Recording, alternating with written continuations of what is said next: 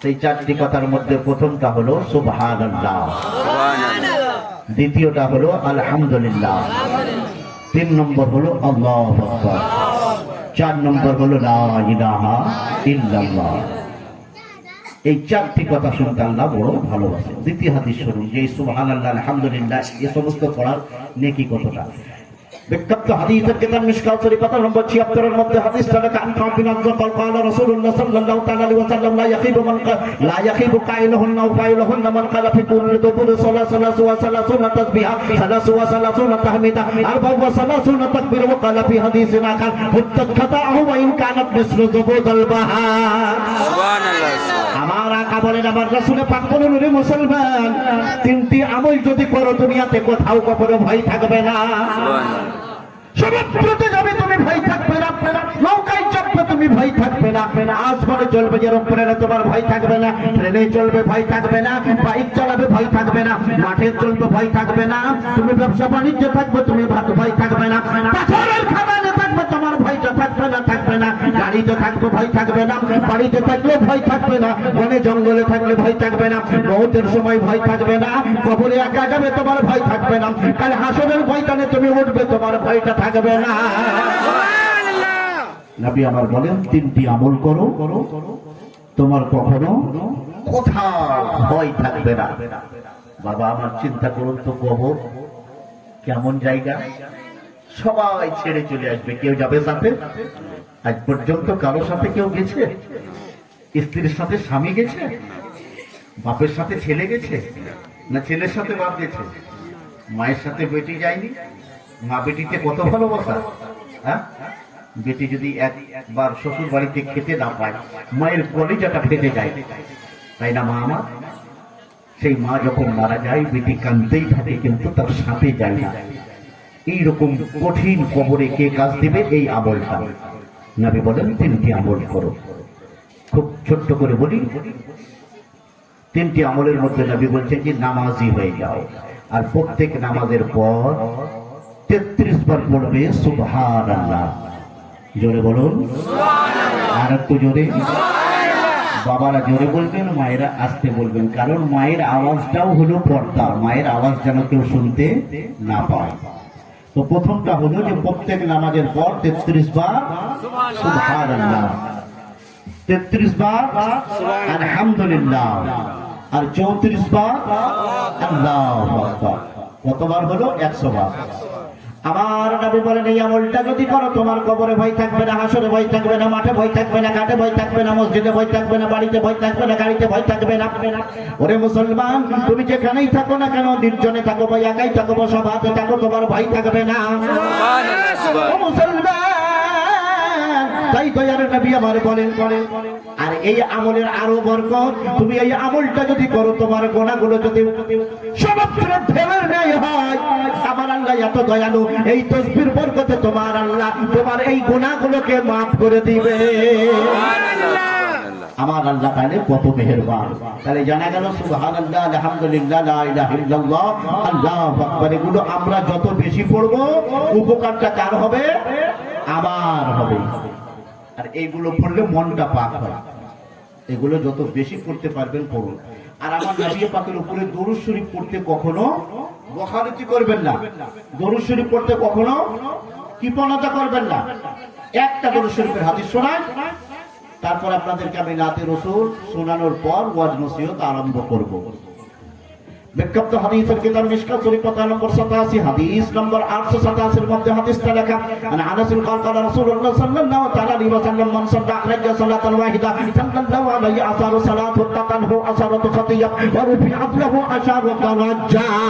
সুবহানাল্লাহ, সুবহানাল্লাহ। দয়ার নবী আমার বলেন, মুসলমান, আমি নবী আমার নামে আল্লাহ কত রহমত ও বরকত রেখেছেন। আমার নবীজির মধুমাখা নামে, আমার নবীজির ওই মধুমাখা নামে, আমার নবীজির ওই মিষ্টি মিষ্টি নামে আমার আল্লাহ কত বরকত রেখেছেন। দয়ার নবী বলেন, মুসলমান, আমি নবী আমার উপরে যদি একবার দরুদ শরীফ পড়ে, কতবার বললেন? কতবার বললেন? জোরে বলুন। একবার। নবী বলছেন, কোন মুসলমান যদি আমার উপরে একবার দরুদ শরীফ পড়ে, আমার আল্লাহ তার আমল নামায় 2 কানে 2 ফেরেশতা আছে, একজনের নাম কেরামান, একজনের নাম কাতিবিন। সিসি ক্যামেরা দেখেছেন? হ্যাঁ দেখেছেন? হ্যাঁ সবাই দেখেছে। হাসপাতালে আছে, কোন সরকারি অফিসারের অফিসে আছে, কোন শিল্পপতির বাড়িতে আছে সিসি ক্যামেরা, এখন রাস্তাঘাটেও লাগা। আমার আল্লাহ প্রথম থেকেই আমাদের দুই কানে দুটো সিসি ক্যামেরা রেখেছে। যা কিছু আমরা করি ওই ক্যামেরাতে সব নথিভুক্ত হয়। আর দুটো ডায়েরি তৈরি হয়, একটা নেকির একটা গুনাহ। নেকির ডায়েরিটা যদি ভারী হয় আমি জান্নাতে যাব। এই আজকে 2024 সালের 16 তারিখ রাত্রি 12টার সময় আমরা এই জায়গায় মসজিদের কাছে বসে কাবিলপুরে নেকির কাজ করেছিলাম, এটাও লেখা যাবে। আবার 2024 সালে 25শে সেপ্টেম্বর কোনো গুনাহ করলাম, সেটাও লেখা যাবে, কিচ্ছু গোপন করা যাবে না। সিসি ক্যামেরাতে তো তাই হয়। কেরামান কাতিবিন থেকে আবিষ্কার হলো সিসি ক্যামেরা। বুঝতে পেরেছেন? আজকে আমাকে আমার নবীর শানে বলতে হবে, তাছাড়া ইসলাম আর বিজ্ঞান নিয়ে বলতে হবে। বুঝতে পেরেছেন যে বিজ্ঞান কোথা থেকে তৈরি হলো? আমার ইসলাম থেকে, সংক্ষেপে বললাম। আর বৈজ্ঞানিকের বৈজ্ঞানিককে আমার নবীকে বলা হয়, এটা আমরা মৌখিক বলি না, বাস্তবের প্রমাণ আছে, বাস্তবের প্রমাণ আছে। তো বিভিন্ন সময়ে আমি বৈজ্ঞানিক নবী মুস্তাফা তার উপরে ওয়াজ করি। আমার রাসূলের পাক বড় বৈজ্ঞানিক, এই নবীর মতো বড় বৈজ্ঞানিক সারা বিশ্বে এখনো কেউ হয়নি এবং হবে না। তবে শুনুন, দয়ার নবী আমার বলেন, কোন মুসলমান যদি আমি নবী আমার উপরে একবার দরুদ শরীফ পড়ে, তাহলে আল্লাহ তাআলা ওই কেরামান কাতিবিন যাদেরকে লিখে রেখেছেন তারা কি করবেন? আপনার আমলনামায় 10টি নেকি লিখবে। এখানেই শেষ আল্লাহর অফার? জি না, আমার আল্লাহর দয়া এখানেই শেষ নয়। একবার দরুদ শরীফ পড়লাম, কটা নেকি পেলাম? 10টা। আর 10টা গুনাহকে মুছে দেওয়া হবে। তাহলে গুনাহ হালকা হলো কিনা? দরুদ শরীফ একবার পড়লাম, 20টি জিনিস পাওয়া গেল, এখানেই শেষ? না না না, আমার আল্লাহর আরো অফার দেখুন। আল্লাহ ওই বান্দাকে জান্নাতি বানাবেন। আর জান্নাতে যেমন এসপি থেকে ডিএসপি হয়, ডিএসপি থেকে এসপি হয়, তারপরে আইজি হয়, আরো পদমর্যাদা হয়, তো জান্নাতে আপনার চেয়ারটা আরো উঁচু হবে।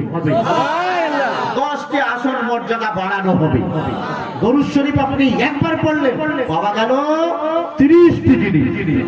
10টা নেকি পাওয়া গেল, 10টা গুনাহ মুছে ফেলা হলো, 10টি মর্যাদা বাড়িয়ে দেওয়া হলো। আমার নবী পাকের নামে এত রহমত ও বরকত। তাই আপনি থাকবেন এখন কাবিলপুরের সরজমিনে, মনটাকে পৌঁছে দেন আমার নবীর মদিনাতুল মুনাওয়ারায়। এমন ভাবে দরুদ শরীফ পড়বেন, কারণ নবী আমার বলেন, আসমাউ সালাত আহলি মুহাব্বতি ওয়া আরফুহুম, বলছে যারা আমার মহব্বত নিয়ে আমার উপরে দরুদ শরীফ পড়ে, আমি নবী তাদের দরুদের আওয়াজ নিজে কানে শুনি। সুবহানাল্লাহ, শুনতে থাকেন। এই রকম ভক্তি নিয়ে দরুদ শরীফ পড়ুন একবার।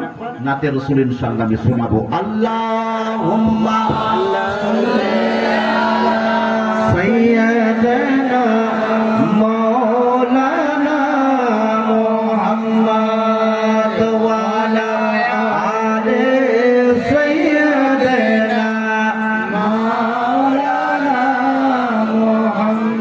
মায়া মেনা তোমার ঘরে কে এসেছেন বলো না, মায়া মেনা তোমার কোলে কে এসেছেন বলো না, মায়া মেনা তোমার ঘরে কে এসেছেন বলো না। দো জাহানের বাদশা তিনে, দো জাহানের বাদশা তিনে, তাজদারে মদিনা, মায়া মেনা তোমার ঘরে কে এসেছেন বলো না। মেঘে এসে ছায়া করে মোর নবীজির মাথাতে, আর সর্প এসে হাওয়া করে মোর নবীজির বদনে। শুনেছেন কোনদিন যে সাপ এসে কাউকে বাতাস করে? সাপ মানুষের শত্রু, মানুষ সাপের শত্রু। মানুষ সাপকে দেখলে মারে, আর সাপ মানুষকে বেকায়দায় বলে দংশন করে। হ্যাঁ, কিন্তু আমার নবী কেমন? দয়ার নবী আমার ওই আরবের মরুভূমিতে আরাম করেন। সাপ দেখে নবীজির শরীর থেকে ঘাম মোবারক ঝরছে, না না না, সাপ এসে কি করছে, বাতাস করছে যাতে আমার নবীজিকে গরম না লাগে। মেঘে এসে ছায়া করে মোর নবীজির মাথাতে, আর সরব এসে হাওয়া করে মোর নবীজির বদনে।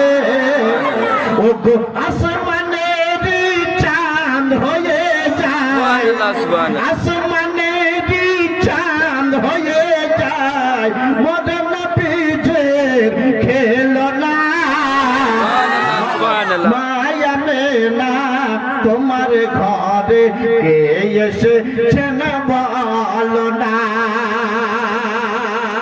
তো জাহানের বাদশা প্রেমে তাজদারে মদিনা, মায়া মেনা তোমার ঘরে কে এসেছেন বলো না। নাতে রসুল বর্জমাজ আপনাদের শোনাবো, তবে কিছু ওয়াজ নসিহত শুনতে হবে। কোরআনে মুকাদ্দাস 6 পারা। যে কোরআন দেখতে গেলে নেকি পাওয়া যায়। কোরআন পড়তে জানেন না, ওযু করে যদি দেখেন তাও নেকি পাবে। কোরআন পড়তে গেলে নেকি পাওয়া যায়, শুনতে গেলে নেকি পাওয়া যায়, দেখতে গেলে নেকি পাওয়া যায়, কাবা ঘর দেখতে গেলে নেকি পাওয়া যায়, কোরআন পাক দেখতে গেলে নেকি পাওয়া যায়, আলেমের চেহারা দেখলে নেকি পাওয়া যায়। আর কারো যদি বাপ মা জিন্দা আছে, বাপ মায়ের মুখমণ্ডলটা দেখুন, এক কবুল হজের সমতুল্য নেকি পাওয়া যায়। সুবহানাল্লাহ সুবহানাল্লাহ। আর নাজরু ইলা ওয়াজহিল আবওয়াইনা ইবাদা। নবী আমার বলে, তোমার ঘরে যদি বৃদ্ধ পিতা মাতা আছে, ওরে মুসলমান, জান্নাত খুঁজতে কোথায় যাও? ঘরে জান্নাত ভরা। ওই বৃদ্ধ পিতা মাতার মুখমণ্ডলটা দেখে নাও। 5 লাখ টাকা দিয়ে তুমি হজ করবে, হজটা কবুল হবে কিনা সন্দেহ। হ্যাঁ, হজটা কবুল হলো কিনা বলা যাবে না নিশ্চিত। কিন্তু ও মুসলমান, ঘরে বৃদ্ধ মা আছে, ঘরে বৃদ্ধ বাবা আছে, তার মুখমণ্ডলটা যদি মুসলমান আপনি দেখেন, ওগো মুসলমান, আমার নবী বলেন, ওরে হতভাগা মুসলমান, সৌভাগ্যবান হয়ে যা। বাবা মায়ের মুখমণ্ডল দেখে নাও, এক কবুল হজের সমতুল্য নেকি তোমার আমলনামায় রাখা যাবে। সেই কোরআনে মুকাদ্দাস, যে কোরআন চ্যালেঞ্জ করে, যালিকাল কিতাবু লা রাইবা ফি। দুনিয়াতে অনেক কিতাব আছে, তাওরাত আসমানি কিতাব, জবুর আসমানি কিতাব, ইনজিল আসমানি কিতাব, জিন্দাবেস্তা তারা কিতাব একটা রেখেছে। সেই কিতাবটা কোন জাতির ধর্মগ্রন্থ, বেদ বলুন, বাইবেল বলুন, কোরআন বলুন, জিন্দাবেস্তা বলুন, ওল্ড টেস্টামেন্ট বলুন, নিউ টেস্টামেন্ট বলুন, এ কোরআনের মতো কোন কিতাব হতে পারবে না। এ কথাটা আমি নিয়াজ আহমদ বলি না, এ কথাটা খ্রিস্টানেরা লেখে। আমেরিকায় 2018 সালে ইকোনমি ইয়ার বুক 2018, আমেরিকার খ্রিস্টানরা একটা বই লিখলো। সেই বইয়ে কি লিখছে তারা? বলছে, ও বিশ্বের লোকেরা শুনে নাও, মুসলমানদের কোরআন কেমন একটা কিতাব। এই কথাটা কারা বলছে? কোন মুসলমান নয়, কোন মাদ্রাসার মুফতি নয়, কোন মুহাদ্দিস নয়, কোন মুফাসসির নয়, কোন ইমাম নয়, কোন কাজী নয়। কে বলছে? আমেরিকার বুদ্ধিজীবীরা, খ্রিস্টানেরা বলছে, সারা বিশ্বে যে কিতাবটা বেশি প্রেসে ছাপানো হয় সেটা জিন্দাবেস্তা নয়, তাওরাত নয়, জবুর নয়, ইনজিল নয়, বেদ নয়, গীতা নয়, মহাভারত নয়, ওল্ড টেস্টামেন্ট নয়, নিউ টেস্টামেন্ট নয়, অন্য কোন ধর্মগ্রন্থের কই নয়, সেটা হলো মুসলমানদের আল কোরআন।